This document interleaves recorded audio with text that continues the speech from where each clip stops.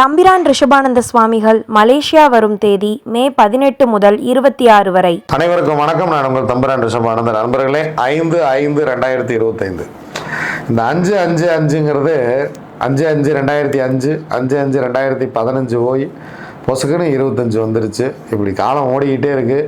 நமக்கு வயசாகிட்டு இருக்குன்றது இந்த தேதிகளை படிக்கும்போது தான் தெரியுது.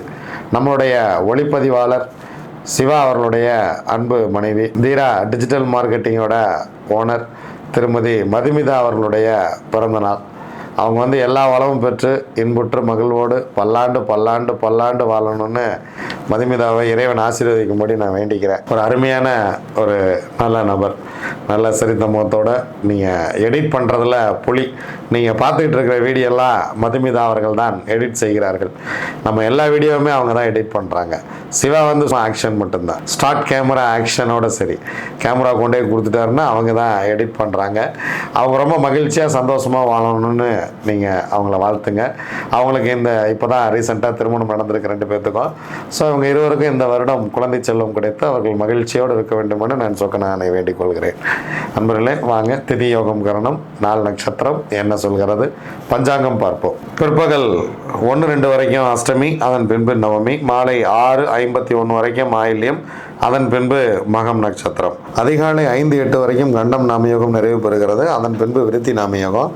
விருத்தி நாமயோகத்துக்கு யோகாதிபதி நட்சத்திரம் கேட்டை, யோகாதிபதி புதன், அவயோக நட்சத்திரம் மிருக சீரிசம், அவயோகி செவ்வாய். அதிகாலை 1-11 வரைக்கும் பத்திரை கேது, அதன் பின்பு பிற்பகல் 1-2 வரைக்கும் பவகரணம் செவ்வாய், அதன் பின்பு பாலவகரணம் ராகு.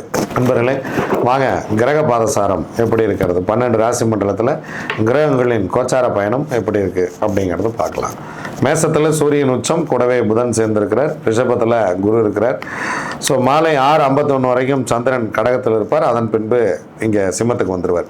ஸோ மாலை 6:51 வரைக்கும் செவ்வாய் சந்திரன், செவ்வாய் நீச்சம், அதன் பின்பு கேது சந்திரன் கேது சேர்க்கை.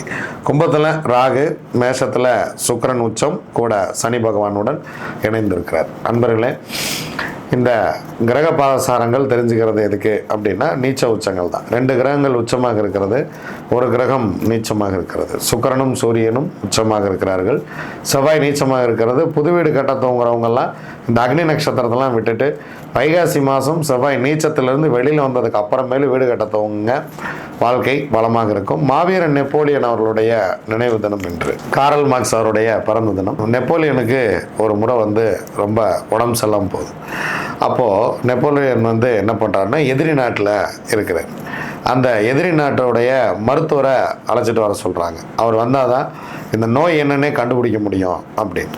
அவரும் வராரு. வந்து பார்த்துட்டு, நான் ஒரு ரசம் ஒன்று தயாரிக்க வேண்டியிருக்கு. ரசம்னா புளி ரசம் இல்லை, மருந்து ரசம் தயாரிக்க வேண்டியிருக்கு. நான் போய் ஒரு 2 நாள் ஆகும், நான் தயாரிச்சுட்டு வரேன்னு ஒரு கிளம்பி போயிடுறேன். அப்போது தளபதிகள் ஒருத்தர், ஏன்னா நிறைய தளபதி நெப்போலியனுக்கு, அதில் தளபதிகளில் ஒருத்தர் என்ன பண்ணுறாருன்னா, நெப்போலியனுக்கு ஒரு கடிதம் ஒன்று அனுப்புகிறார். வரக்கூடிய அந்த மருத்துவர் உங்களுக்கு விஷம் கொடுக்கக்கூடும், கவனமாக இருக்குங்கள் அப்படின்னு. 2 நாள் கழித்து அந்த மருத்துவர் வர்றார். எடுத்து பார்க்குறார், வாங்குறார், குடிச்சிட்றார். குடிச்சிட்டு அந்த ரசத்தை குடிச்சிட்டு, அந்த மருந்தை குடிச்சிட்டு அதுக்கப்புறமேல அந்த ஓலையை அவர்கிட்ட கொடுத்தாராம். அந்த வைத்தியருக்கு ஒரே ஆச்சரியம், என்னங்கய்யா நீங்கள் இதை பரிசீலனை பண்ணாமே குடிச்சிட்டிங்களே அப்படின்னு. அப்போ தான் அவர் சொன்னாராம், நம்பினா முழுசாக நம்பணும். எப்படி இந்த நோயில் நான் சாக போகிறேன், ஸோ நான் உங்களை நம்பிட்டேன். அப்போ நான் உங்களை நம்பினா நான் உங்களை முழுசாக நம்பணும், அதனால தான் நான் குடித்தேன். இதில் விஷமே கலந்துருந்தாலும் எனக்கு கவலை இல்லை அப்படின்னு சொல்லி சொன்னாராம். அந்த மாதிரி ஒரு மருத்துவரை நம்பும் பொழுது முழுமையாக நம்புங்க. மருத்துவரை போய் ஆராய்ச்சியெல்லாம் பண்ணாதீங்க. மருத்துவர், ஜோடர் இவங்களெல்லாம் ஒரே ஒரு முறை நீங்கள் தெளிவாக பார்த்து தெளிவாக வச்சுட்டிங்கன்னா அதோட சரி. நதி மூலம் ரிஷி மூலம்லாம் பார்த்துக்கிட்டு இருக்காம அவங்களால உங்களுக்கு என்ன நன்மை நடக்கணும் அப்படிங்கிறத நம்ம நெப்போலியன் வாழ்க்கையிலேருந்து தெரிஞ்சுக்கலாம். வாங்க 27 நட்சத்திரங்களுக்கு உண்டான பஞ்சபட்சி ராசி பலன்களை பார்க்கலாம்.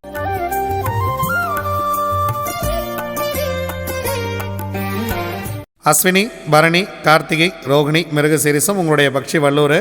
முதல் ஜாமம் உங்களுக்கு சிறப்பாக இல்லை, அதனால் முக்கியமான வேலை இருந்தால் அடுத்த ஜாமத்தில் பார்த்து கொள்ளலாம். 2ஆம் ஜாமம் ஊன் 75% வெற்றி, 3ஆம் ஜாமம் நடை 50% வெற்றி, 4ஆம் ஜாமம் பொன்னான மதிய வேலை சிறப்பாக இருக்கிறது. முக்கியமான வேலை தான் செஞ்சுங்க. அடுத்து ஒரு சிறப்பான ஒரு நேரமே கொஞ்சம் கம்மியாக தான் இருக்குது. 100% காரிய வெற்றி. 5ஆம் ஜாமம் துயில் 25% வெற்றி, 6ஆம் ஜாமம் நடை 50% வெற்றி, 7ஆம் ஜாமம் துயில் 25% வெற்றி, 8ஆம் ஜாமம் ஊன் 75% வெற்றி, 9ஆம் ஜாமம் அரசு 100% வெற்றி. 10ஆம் ஜாமம் சிறப்பாக இல்லை. பிரம்ம முகூர்த்தத்தில் ஏதேனும் செய்ய வேண்டியது இருந்தாலோ அல்லது அதிகாலையில் ஏதேனும் நீங்கள் செய்ய வேண்டிய வேலை இருந்தாலோ இந்த அரசு வேலையிலேயே துவங்கி விடுங்கள். 9ஆம் ஜாமத்திலேயே துவங்கி விடுங்கள். 10ஆம் ஜாமத்தில் உங்களுக்கு பறவை சிறப்பாக இல்லை. திருவாதிரை, புனர்பூசம், பூசம், ஆயில்யம், மகம், பூரம் உங்களுடைய பக்ஷி ஆந்தை. முதல் ஜாமம் ஊன் 75% வெற்றி. 2ஆம் ஜாமம் நடை 50% வெற்றி. 3ஆம் ஜாமம் மதிய வேலை மிக சிறப்பாக இருக்கிறது. அதன் பின்பு உங்களுக்கு 3 ஜாமங்கள் அடுத்து சிறப்பாக இல்லை. அதனால் முக்கியமான வேலை இருந்தால் பிளான் பண்ணி இந்த ஜாமத்தில் செய்து கொள்ளுங்கள். 100% காரிய வெற்றி. 4ஆம் ஜாமம், 5ஆம் ஜாமம், 6ஆம் ஜாமம் இந்த 3 நேரமே உங்களுக்கு சிறப்பாக இல்லை. மாலை வரைக்கும் உங்களுக்கு நேரம் மதியத்திலிருந்து இரவு வரைக்கும் உங்களுக்கு கொஞ்சம் நேரம் சிறப்பாக இல்லை. அடுத்த ஜாமத்தில் பார்த்து கொள்ளலாம். 7ஆம் ஜாமம் நடை 50% வெற்றி. 8ஆம் ஜாமம் துயில் 25% வெற்றி. 9ஆம் ஜாமம் ஊன் 75% வெற்றி. 10ஆம் ஜாமம் அரசு பிரம்ம முகூர்த்தம் 100% சிறப்பான வெற்றியை கொடுத்துவிடும். உத்திரம், அஸ்தம், சித்திரை, சுவாதி, விசாகம் உங்களுடைய பக்ஷி காகம். காகம் படுபட்சி. முக்கியமான வேலை இருந்தால் அடுத்த நாள் பார்த்து கொள்ளலாம். நீங்கள் இறை வழிபாட்டை மேற்கொள்ள வேண்டிய நாள் இது. அன்றாட வேலைகளை சிறப்பாக செய்யுங்கள். புதியதாக புதிய முயற்சி அல்லது உங்கள் வாழ்க்கையை மாற்றக்கூடிய நல்ல வேலைகளை இந்த படுபட்சி நாட்களில் தவிர்த்து விட வேண்டியது மிக மிக சிறப்பு. நீங்கள் அன்றாடம் செய்யக்கூடிய உங்கள் தொடர் வேலைகளை செய்து கொண்டே இருங்கள். அனுஷம், கேட்டை, மூலம், பூராடம், உத்திராடம் உங்களுடைய பக்ஷி கோழி. காலையில் முதல் ஜாமமே பொன்னான வேலையாக துவங்குகிறது. அடுத்த 2 ஜாமம் உங்களுக்கு சிறப்பாக இல்லை. முதல் ஜாமம் அரசு 100% வெற்றி. 2ஆம் ஜாமம் 3ஆம் ஜாமம் சிறப்பாக இல்லை. 4ஆம் ஜாமம் ஊன் 75% வெற்றி. 5ஆம் ஜாமம் நடை 50% வெற்றி. 6ஆம் ஜாமம் ஊன் 75% வெற்றி. 7ஆம் ஜாமம் அரசு 100% வெற்றி. 8ஆம் ஜாமம் உங்கள் பறவை சிறப்பாக இல்லை. 9ஆம் ஜாமம் நடை 50% வெற்றி. 10ஆம் ஜாமம் துயில். பிரம்ம முகூர்த்தம் உங்கள் பறவை துயிலில் இருக்கிறது.